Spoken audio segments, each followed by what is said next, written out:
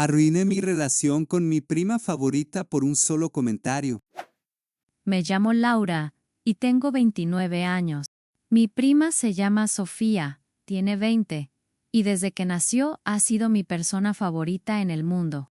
Es como si fuera una versión más joven de mí. La familia siempre dice que somos casi un reflejo, y en verdad, lo siento así. Hemos tenido una relación increíble toda la vida. Nunca peleas grandes. Nunca un distanciamiento real. Sofía siempre fue mi prioridad. Le di clases de inglés desde pequeña, la ayudé con la tarea, la defendí cuando la molestaban. Estuve en todos sus cumpleaños, en sus momentos malos y en los buenos.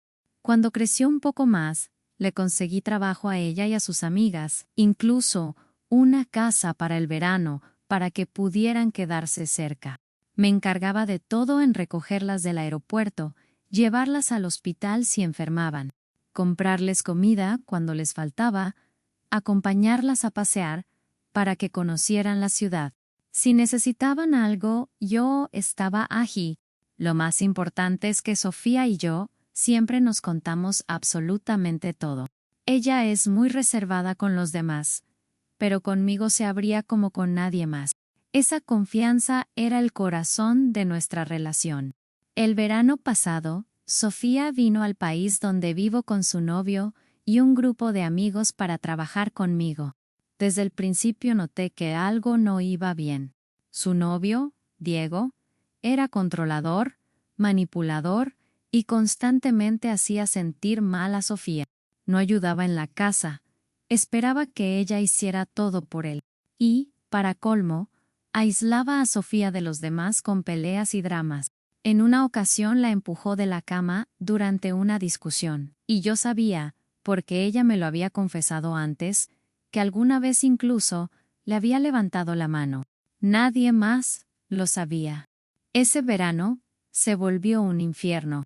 Tenía 6 personas en casa, todos chicos, jóvenes sin experiencia, en un país nuevo, queriendo solo divertirse. Mientras yo cargaba con sus necesidades y mis propios problemas personales y laborales, la tensión era insoportable.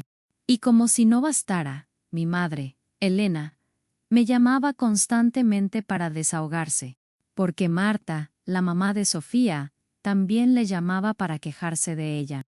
Llegó un punto en que ya no podía escuchar más críticas hacia mi prima.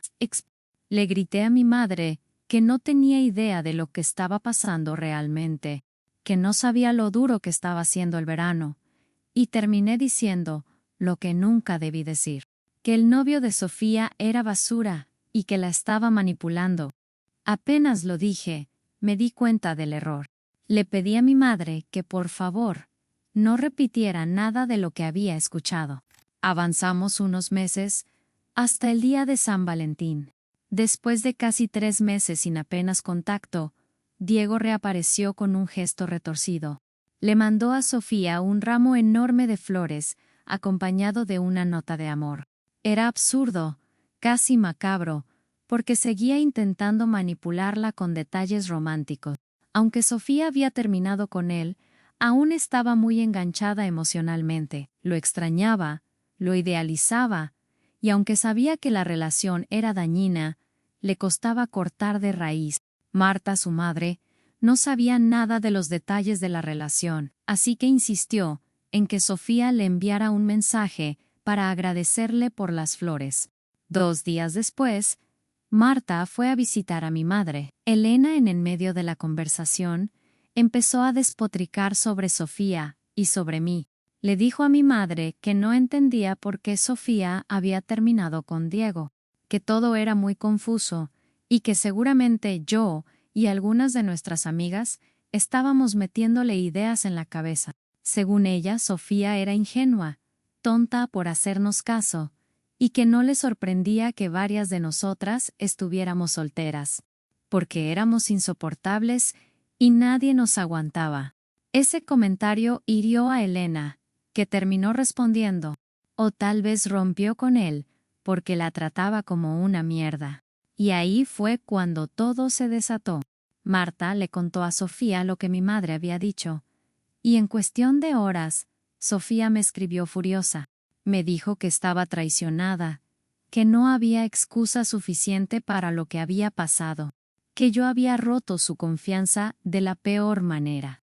Le pedí perdón inmediatamente y le propuse hablar al día siguiente cara a cara, para explicarle lo que realmente había sucedido. Pero ella se negó. Decía que no había nada que explicar, que no quería escuchar razones y que se sentía demasiado herida. Lo peor vino después. Sofía también me acusó de inventar cosas que no eran verdad. Me quedé helada. Llamé a mi madre para preguntarle exactamente qué había pasado.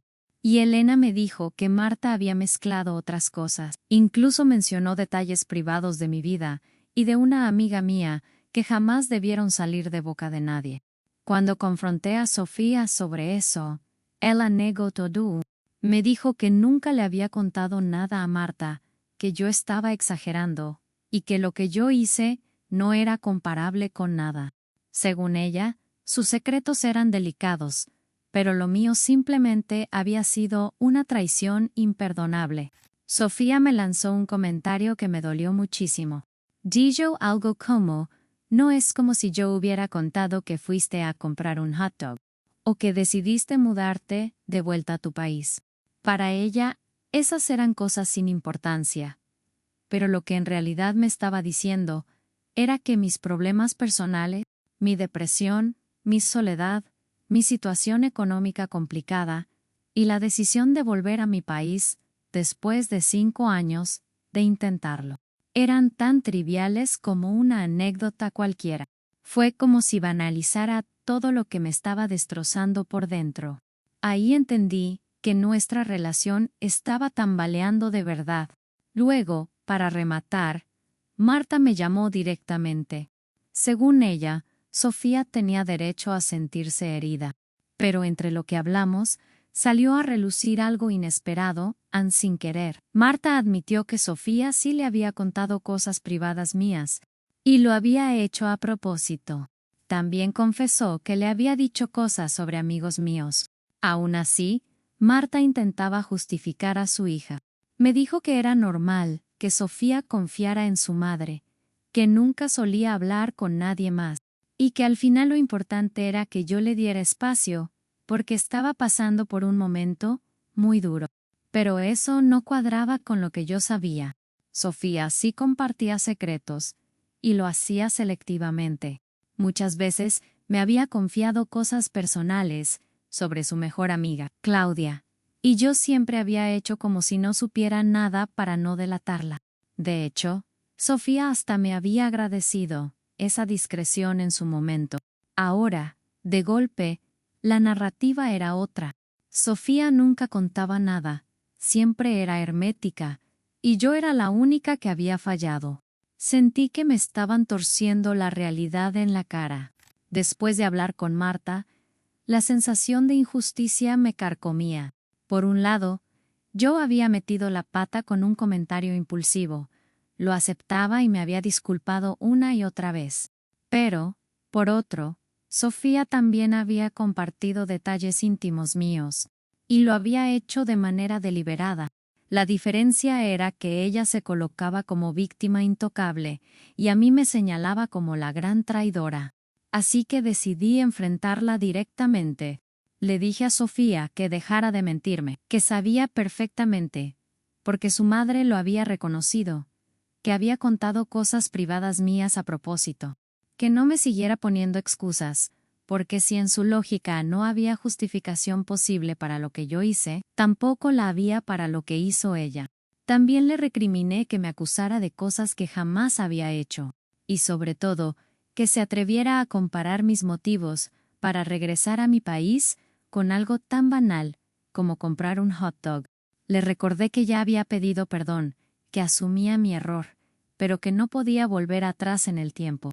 Y si ella prefería encerrarse en su propia versión de la historia, inventando cosas en lugar de escucharme, entonces, no había nada más que yo pudiera hacer. Le dejé claro que no podía borrar de la memoria lo que mi madre escuchó, ni lo que su madre contó, ni el hecho de que ambas compartieron nuestras confidencias. Le dije que sí, por todo esto, decidía cortar nuestra relación. Entonces era su decisión, y que yo no iba a detenerla. El silencio que siguió fue brutal. Sofía no respondió. Pasaron horas, y luego un día entero, sin una sola palabra. Sentí que algo se había roto de manera definitiva. La ausencia de respuesta de Sofía fue como un muro invisible. Cada hora que pasaba sin un mensaje suyo, me hundía más. Pensaba en los casi 20 años de complicidad, en todas las veces que había estado a su lado, en los recuerdos que nos unían. Y ahora, todo parecía reducido a cenizas por un solo error de mi parte, y una negativa rotunda de su parte, a siquiera escucharme. Me sentía destrozada. Aceptaba mi responsabilidad, jamás quise minimizarla, pero no podía entender cómo Sofía podía borrar de un plumazo todo lo vivido. Me dolía profundamente que ni siquiera me diera la oportunidad de explicarle cómo y por qué había pasado todo. Peor aún, me resultaba insoportable verla ponerse en el papel de víctima perfecta mientras negaba sus propias contradicciones. Ella también había revelado cosas personales mías. También había cruzado líneas, y encima lo negaba en mi cara. Esa hipocresía era lo que más me desarmaba. Por primera vez en mi vida, miraba a Sofía con otros ojos, la prima que siempre había sido mi refugio, mi favorita, mi pequeña hermana del alma. Ahora se mostraba dura, implacable, y con una frialdad que jamás imaginé. Yo sabía que, después de esto, nada volvería a ser igual. Aunque llegara a perdonarme, aunque intentáramos recomponer la relación, una grieta irreversible ya estaba ahí, porque entendí que la confianza, una vez rota, nunca se recupera al 100%. Lo más doloroso era sentir que había perdido a la persona más importante de mi vida, y lo peor era que ni siquiera estaba segura de que ella lo sintiera de la misma manera. ¿Tú qué opinas? ¿Fui yo la que arruinó todo? ¿O Sofía también tuvo su parte de culpa? ¿Perdonarías a alguien después de algo así? Déjame tu opinión en los comentarios.